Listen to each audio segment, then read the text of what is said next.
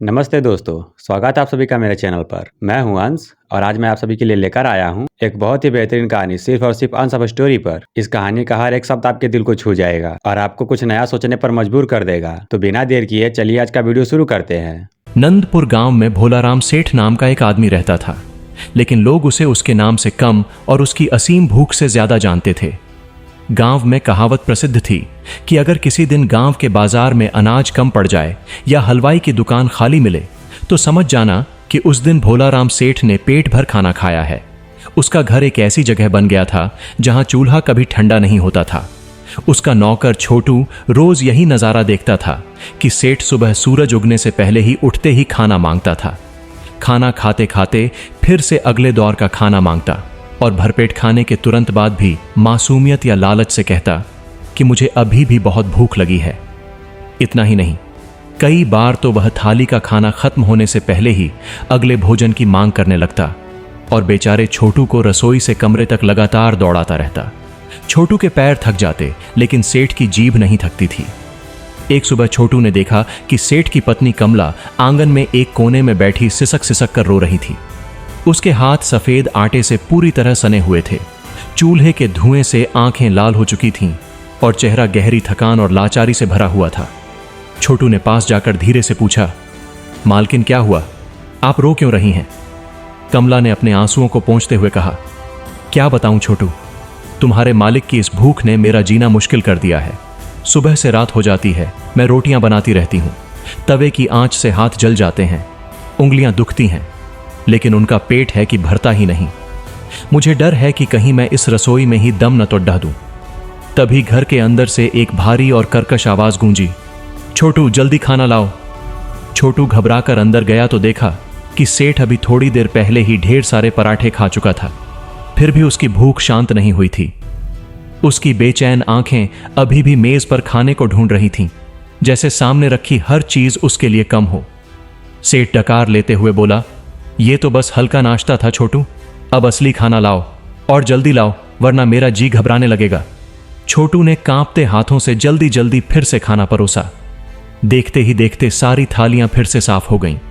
इस बार तो सेठ ने स्वाद के चक्कर में थाली के किनारों तक को जीभ से चाट डाला और फिर खाली बर्तन दिखाकर बोला, और लाओ, अभी कसर बाकी है। उसी दिन दोपहर को एक बहुत ही अजीब घटना हुई। सेठ भूख के मारे इंतजार नहीं कर पाया और खुद मर्यादा भूलकर रसोई में घुस गया। उसने डब्बे से कच्चा आटा उठाकर मुट्ठी भर भर के मुंह में डाल लिया। फिर एक टोकरी से कच्चा आलू उठाकर बिना धोए या कांटे ही चबा गया। उसका मानसिक संतुलन जैसे भूख के आगे हार गया था। उसने मसाले का तीखा डिब्बा खोला और उसे भी फांकने लगा। छोटू ने यह देख उसे रोकने की कोशिश की तो सेठ पागलों की तरह हंसकर बोला, अरे छोटू, भूख में सब अच्छा लगता है, क्या कच्चा क्या पक्का। यह डरावना दृश्य देखकर छोटू और कमला दोनों सहम गए, क्योंकि अब वह खाने की तमीज खो चुका था। उसी रात एक और भी खतरनाक दृश्य हुआ। आधी रात का समय था, चारों तरफ सन्नाटा था। अचानक छोटू की आंख खुली तो उसने गोदाम की तरफ से कुछ सरसराहट सुनी। वह दबे पांव वहां गया और देखा कि अंधेरे में सेठ जमीन पर बैठा बोरी से कच्चा गेहूं निकाल निकाल कर पशुओं की तरह खा रहा है। उसके हाथ मशीन की तरह चल रहे थे और भूख के उन्माद में उसकी सांसें तेज चल रही थीं। अचानक उसकी नजर पास रखी सूखी लाल मिर्चों पर पड़ ढी और उसने मुट्ठी भर मिर्चें उठा लीं और उन्हें भी चबा गया।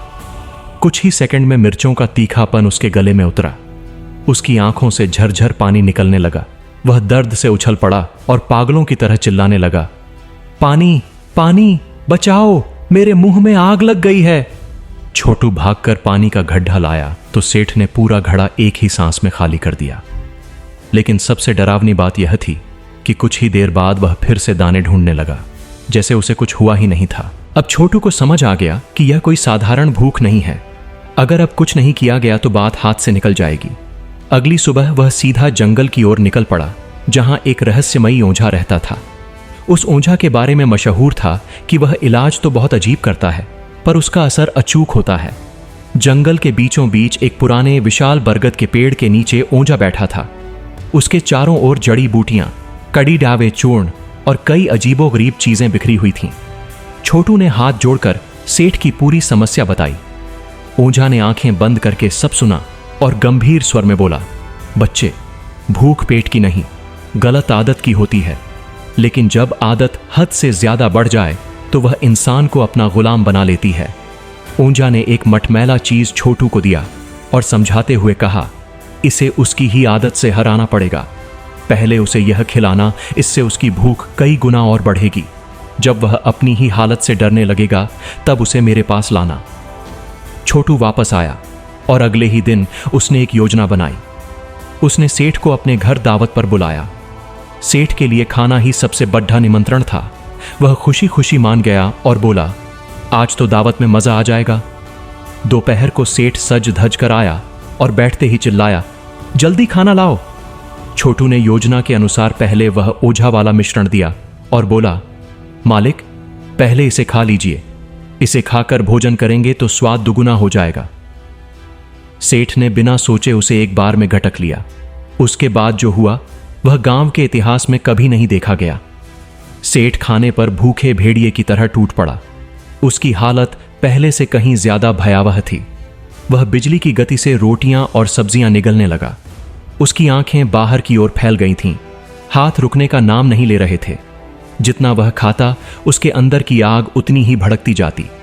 कुछ ही देर में उसने सारी बड़ी थालियां खत्म कर दी। फिर रसोई में रखा एक एक दाना, कच्चा आटा, बची कुची सब्जियां, यहां तक कि खड़े मसाले तक खा गया। जब सब खत्म हो गया तो वह पागलों की तरह इधर उधर देखने लगा, जैसे कुछ और निगलने के लिए ढूंढ रहा हो। उसकी नजर पास रखे एक लकड़ी के भारी बर्तन पर गई और उसने उसे उठाकर अपने दांतों से चबाने के लिए मुंह के पास ले जाना शुरू किया। छोटू बुरी तरह डर गया और उसने तुरंत उसे रोका, लेकिन सेठ दहाड़ा रहा था, मुझे और चाहिए, अभी चाहिए, मुझे बहुत भूख लगी है। उसकी आंखें खून जैसी लाल थीं और चेहरा किसी राक्षस जैसा डरावना हो गया था।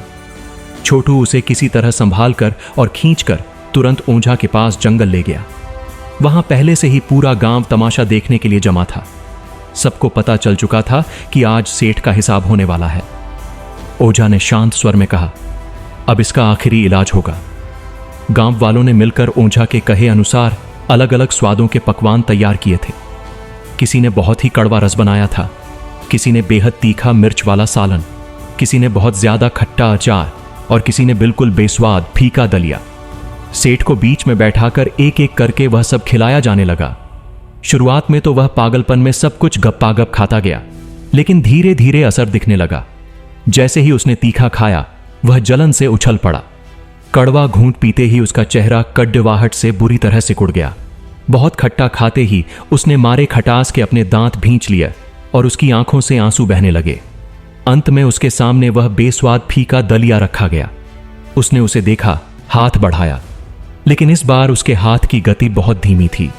वह कुछ पल तक उस थाली को देखता रहा, जैसे उसका मन अब भर चुका हो। फिर धीरे धीरे उसने अपना हाथ खींच लिया, खाना बंद कर दिया और सर झुकाकर पीछे हट गया। पूरा गांव सन्न था, सन्नाटा पसर गया था, लेकिन सब समझ गए थे कि सेठ के भीतर कुछ टूट गया है और कुछ नया बदल रहा है। ओझा ने कुछ नहीं कहा, बस उसे मौन होकर देखने दिया। उस ऐतिहासिक दिन के बाद धीरे धीरे सेठ की वह भयानक आदत कम होने लगी। अब वह पहले की तरह खाना बर्बाद नहीं करता था और न ही हर समय खाने की रट लगाता था। कमला को अब रसोई से राहत मिलने लगी और उसके चेहरे पर मुस्कान वापस आ गई। छोटू को लगा कि उसकी भाग दौड़ और मेहनत सफल हो गई है। नंदपुर गांव में अब लोग सेठ की भूख के किस्से कम सुनाते थे, बल्कि उस अजीब सबक की चर्चा ज्यादा करते थे। यह बात पूरे इलाके में फैल गई कि जब कोई बुरा विचार या आदत इंसान की हद से बढ़ जाए तो उसे उसी की अति से हराना पड़ता है, ताकि उसे अपनी गलती का आईना दिख सके। तो दोस्तों, कैसी लगी आपको आज की यह कहानी? कमेंट में जरूर बताइएगा और वीडियो पसंद आया हो तो लाइक करें और आन सब स्टोरी को सब्सक्राइब करना न भूलें। आपका एक सपोर्ट हमें और भी ऐसी ही कहानियां लाने के लिए प्रेरित करता है। मिलते हैं अगली एक और शानदार कहानी के साथ। तब तक के लिए अपना ख्याल रखें। धन्यवाद।